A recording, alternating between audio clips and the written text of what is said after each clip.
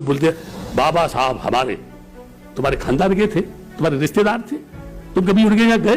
वो तुम्हारे यहाँ कभी आए? तुम उनके यहाँ कभी बुरा लेके गए?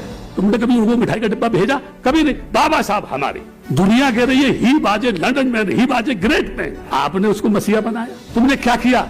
अम्बेडकर को ऐसी जगह खड़ा कर दिया, कोई मूर्ति का हाथ तोड़ रहा, कोई उनका पैर तोड़ रहा, कोई चेहरे पे कालक पोत रहा, कोई चश्मा तोड़ रहा, और उनके अनुयायी सब हिजड़े बनकर भारत की धरती पे जिंदा है। मैं उनसे कहता हूं यार मर जाओ तो अच्छा है, कम से कम तुम रहोगे नहीं तो मेरे को मार डालो, मेरा ही गला दबा दो, कम से कम मैं मुर्दों के बीच में तो नहीं रहूंगा, मुक्त हो जाऊंगा ना। क्योंकि ये सब देखा नहीं जाता है, ये सब देखा नहीं जाता है। बौद्धों का बहुत बड़ा सेंटर था, उसकी छाती पर कील ठोक दी और लोग कहते हैं इस देश में हम भगवा लहराएंगे। आप मरेंगे जिंदा? जिंदा नहीं है।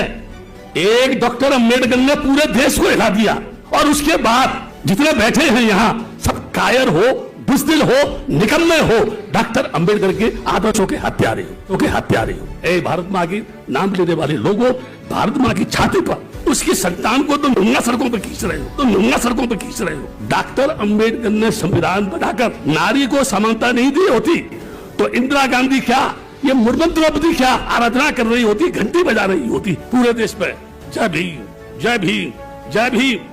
तुमने भीम को मूर्ति बना के चौराहे पे खड़ा कर दिया, भगवान के दर्शन करेंगे। तुम्हें 2 टके में नहीं पूछना कोई, तुम्हें लात मार के बाहर खड़ा किया जाता है, फिर भी तुम जबरदस्ती घुस रहे हो, तुम पागल हो गए नहीं? बोलो, तुमने डॉक्टर अम्बेडकर के आदर्श को मिट्टी में मिला दिया और तुम उसके स्वाभिमान को बचा नहीं सके। तुमसे ज्यादा बुज़दिल, तुमसे ज्यादा निकम्मा जो उनको समझ नहीं पाया आज भी पिट रहा है। इसमें संविधान का क्या दोष है, बाबा साहब का क्या दोष है? जो दोष है सब तुम्हारा दोष है।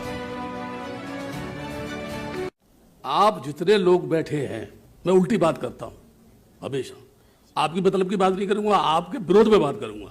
और मैं क्या कह रहा हूं आपसे, आप सब जिंदा हैं या मरे हुए हैं? आप मुझे ये बताओ, सब जितने यहां बैठे हुए हैं, एक प्रश्न है मेरा, तुम जिंदा हो या मरे हुए हो?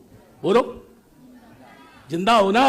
तो सुनो, जिस पुष्पमित्र शुंग ने भिक्षुओं को काटा और 84,000 स्तूपों को मिट्टी में मिला दिया, समझ रहे हैं मेरी बात को? साकेत में उसी पुष्पमित्र का मंदिर बना दिया, तो तुम जिंदा हो कि मरे हुए हो? सब मरे हुए हो।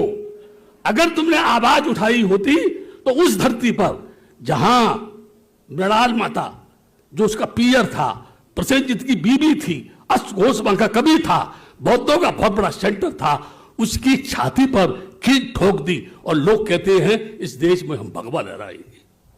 बोलो, आप मरेंगे जिंदा? जिंदा नहीं है। एक